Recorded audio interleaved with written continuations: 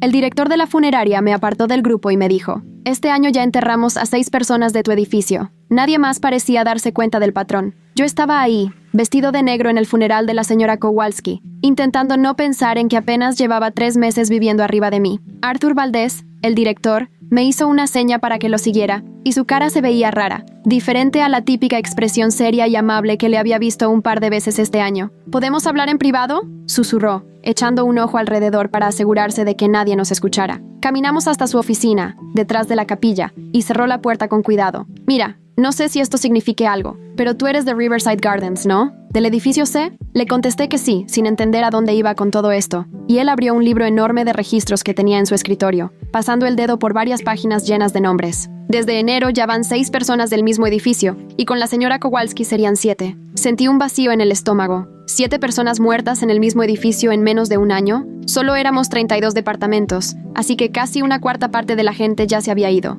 Arthur siguió hablando, esta vez más bajito. Lo raro es que la mayoría eran relativamente jóvenes y sanos, entre los 40 y 50, infartos, derrames, cosas así, pero la frecuencia es lo que me saca de onda. Me mostró las fechas, escritas en su letra apretada: 15 de enero, 2 de marzo, 18 de abril, 30 de mayo, 12 de julio, 25 de agosto y ahora 8 de octubre. ¿Alguien más ha notado esto?, le pregunté, sintiendo la boca seca. Arthur negó despacio. Eso es lo extraño. Normalmente cuando pasa algo así, las familias empiezan a hablar, el departamento de salud investiga, pero aquí, cada quien ve su pérdida como un caso aislado. Nadie conecta los puntos. Sacó una carpeta y desplegó varios certificados de defunción. Mira las direcciones: 3B, 5A, 2C, 4B, 6A, 1C y ahora 3C. Parece que alguien los va escogiendo por piso. Me mareé al ver las direcciones. La señora Kowalski vivía justo arriba, en el 3C, y la de 2C había muerto meses antes. Me acordé de la ambulancia, aunque en ese entonces yo estaba de viaje y nunca supe bien qué pasó. «Arthur, ¿por qué me cuentas esto?».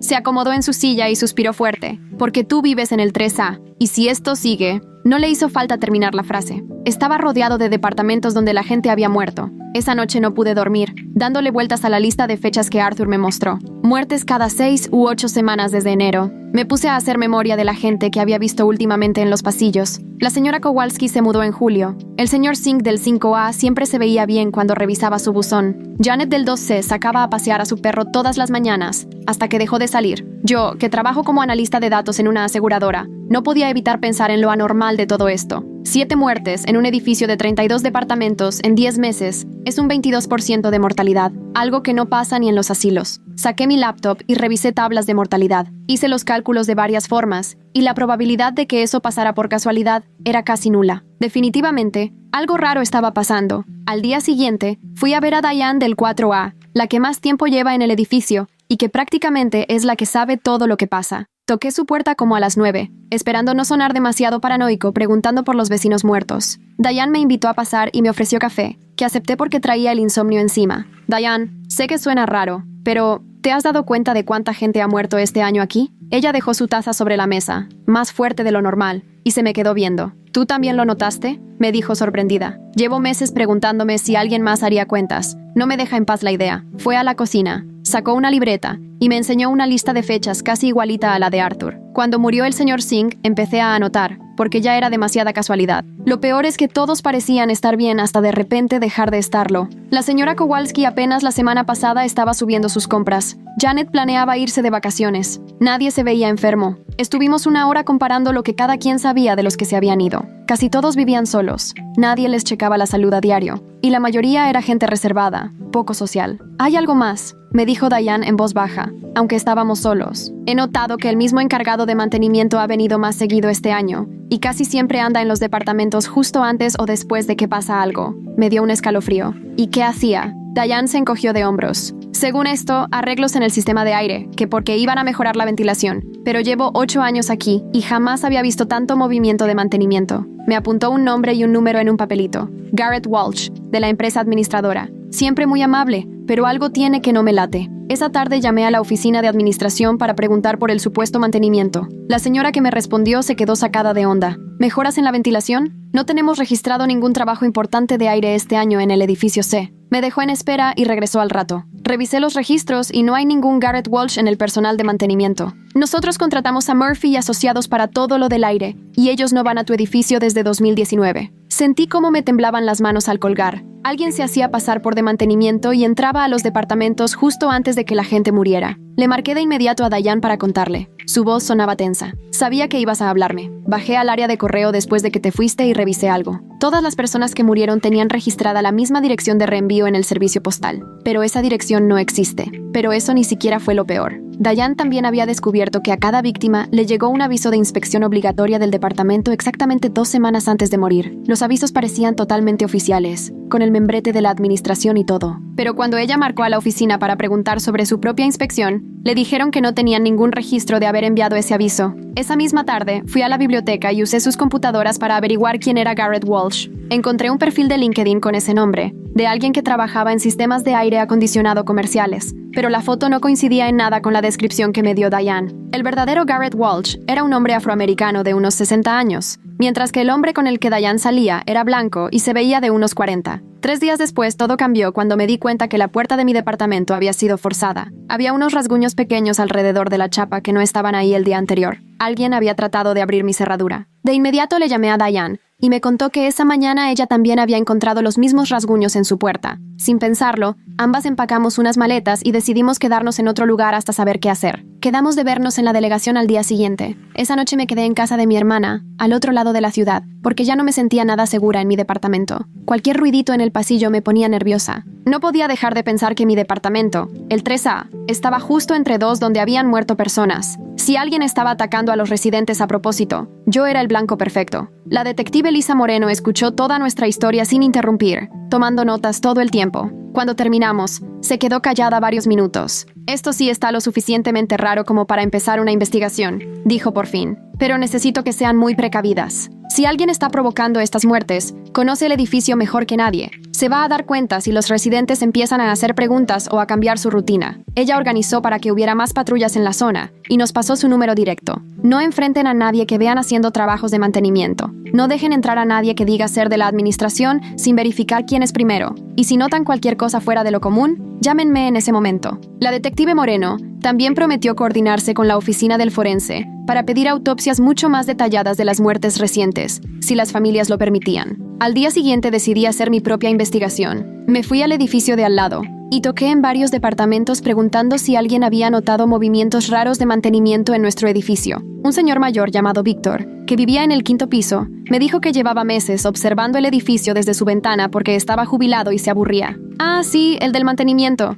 dijo Víctor mientras se acomodaba en su sillón reclinable. «Tiene horarios muy raros. Siempre llega los domingos en la noche, como a las 10, y se queda hasta las 2 de la mañana. Esta sube y baja varias veces con su equipo». Víctor sacó unos binoculares de la mesa de centro. Empecé a apuntar las horas porque se me hizo sospechoso. Normalmente el mantenimiento viene en horario de oficina, ¿no? Me enseñó un calendario chiquito donde había marcado fechas y horarios. Todos los domingos por la noche, durante los últimos 10 meses, había visto entrar al falso trabajador de mantenimiento a nuestro edificio. Siempre se estaciona en el lugar de visitas que está atrás, así que no se ve su camioneta desde la calle, pero yo sí la alcanzo a ver desde mi ventana. Víctor me llevó a su recámara y me señaló por la ventana. Es una van blanca, sin logotipos. La placa empieza con TGH, pero no alcanzo a ver los otros números. Esa información era clave. Le di las gracias a Víctor y en cuanto pude llamé a la detective Moreno para contarle lo que había averiguado. Ella dijo que pondrían vigilancia el siguiente domingo en la noche. Si esto se repite, seguro lo agarramos en el acto, me dijo. Pero por favor, todavía no regreses a tu departamento hasta que resolvamos esto.